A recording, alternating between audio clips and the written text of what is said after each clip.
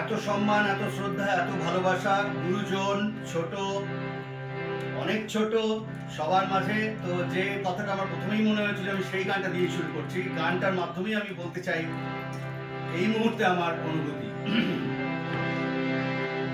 হে মনে হারায় নাহি